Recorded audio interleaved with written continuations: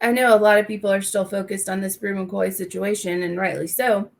He was declared eligible on Friday. What does that tell That you? did happen during the weekend. It seems like it's been like 2 weeks since the whole Bru McCoy thing started. Sorry, Amanda. No, you're fine. What does that tell you about the role that USC played in this, and just giving the timing of the tweet that they sent out on like Sunday night and the fact that he was declared eligible on Friday? I don't know. I mean, I don't know the whole story, the inside story. As I've mentioned before, I've been involved in many of these, and they always, the ones I've been involved in, a dozen of them, they always come down to, you know, the week before, the game week preparation. I don't know why that is. There's obviously three pieces involved: Tennessee, USC, the NCAA. Obviously Tennessee had every motivation to get it done.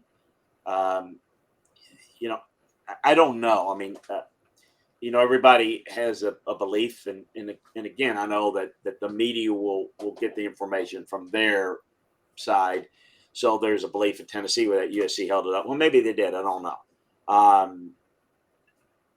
I don't know what the holdup was. I mean, let me say this, and this is part of the bigger problem. I promise not to get off on this. This is where the problem is. It shouldn't be a USC decision. It shouldn't be a Tennessee decision. This should be done neutrally. Because I'm going to tell you something.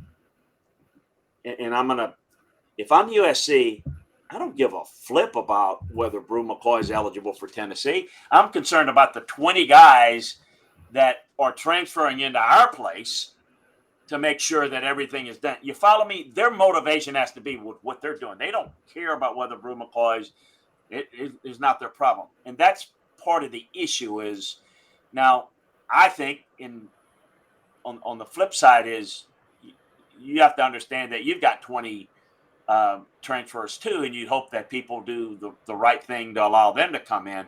But that's where the problem is. Now, I'll say this, it's unusual. This kid was at USC twice and left twice. So, I mean, we don't know the whole story. Are they just, and it's really not the coaches because Lincoln Riley and those guys, they don't know. I mean, they know who he was from recruiting. It wasn't part of their plans or anything like that, but maybe in the administration's kind of had their fill with him because he's left twice. I don't know. I don't think there's any answer unless you're inside there. I'm just glad that he's there. Now, the most important thing is that he does things better than he's done it throughout his career so that he can become the player that I think he can be because he's a real talent. But again, how was it handled? I don't know. Obviously not well. You'd think it'd be done quicker. You always think it'd be done quicker. It never is. And I don't know why that is. And I used to be, you put it on the NCAA. But, if there's a process and it has to come from the school and then the it's that's part of the problem is there's not much transparency and everybody is going to assume that, well, it's this and it's that. And I don't know what the deal is. There hard feelings with Josh in the fact that, I'm telling you, in the coaching profession, there's a lot of ego, there's a lot of jealousy, but Josh was the guy that was kind of pushed out, and the golden hair boy that was brought in from East Carolina was Lincoln Riley. I don't think there's any animosity from Lincoln to Josh because, but I'm. So I mean, is there maybe animosity that's become both ways? And okay, if you know what I mean. Sometimes I don't have evidence of that, but it's something that you wonder about sometimes. So I know that's a long-winded way to say I don't have a flipping clue what happened, but those are things that play into it that could all be possibilities or parts of. Yeah, Just go ahead, Amanda. sorry, just one more on that. Mm-hmm. So, do you? So USC could have signed the NPO, correct? And he could have been immediately eligible. Do you have any kind of clue as to why they didn't do that? I don't. No. I don't. And that's why I threw out all sorts of, is there a problem? Did they not have all the information? Are they I mean, are they, I'm like, are they understaffed? Are they look, Well, it's kind of like anything else. Somebody calls you and asks you for something, and like, I'll get to it, but it's down on the list because I got to do this today. I don't know. It could be as simple as that. It could be something, petty. It could be, and this is why it's so unprofessional to have it set up this way to where that's even questionable. Because I don't know, and it's really unfair to speculate. But it's kind of, I guess, what we're all asked to do is, well, why would it be? Well, I'm just giving you a bunch of scenarios what it could be without any knowledge of exactly what happened. I really don't. I don't know. You said something that made me wonder, though. I'm sure Josh Heupel doesn't love Lincoln Riley. It does make you wonder if maybe possibly on the recruiting trail there was some sort of I don't know, but we're going way down speculation road. There's a whole lot of stuff. There's a whole lot of stuff that goes on that people don't know. I don't mind saying this because he's been exposed, but people knew it. But I'm going to give you an example. Les Miles. Mm-hmm. Les Miles, I always laugh because he was rumored to be the next head coach at Michigan. That was for a couple of times. He had burned the bridge so bad at Michigan, there was never any chance of him going. And I don't want to get into salacious stuff, but before he was married, he had relations with another coach at Michigan's wife, and there were a lot of that. Lord. And all of those things came out in recruiting. And it got negative. It got bad. I mean, when he was at Colorado, as an assistant, this is a long, long, long time ago. And if you don't notice, a whole lot of things. Chris, if you don't notice, Amanda's assuming that I'm ready to listen to rumors post. No. And then, what I'm trying to say, so basically, so it becomes like contentious. And why is he bringing up? I'm just going to give you an example. So it became contentious. And so, like, it went out and Les kind of fought. And I don't mind saying it because Les was exposed with what he did with young girls at LSU now. That's been, so I think this is the least of the things that he has been found guilty of. But what came down to it is, so Les became a negative recruiter when he was at Oklahoma State against Michigan and other places. He was the guy. I happen to be really good friends with Lloyd Carr. Lloyd Carr was going into his last year at Michigan and he was going to retire. And Lloyd, you don't know this, had early onset of Parkinson's. And Les Miles actually recruited for 2 years.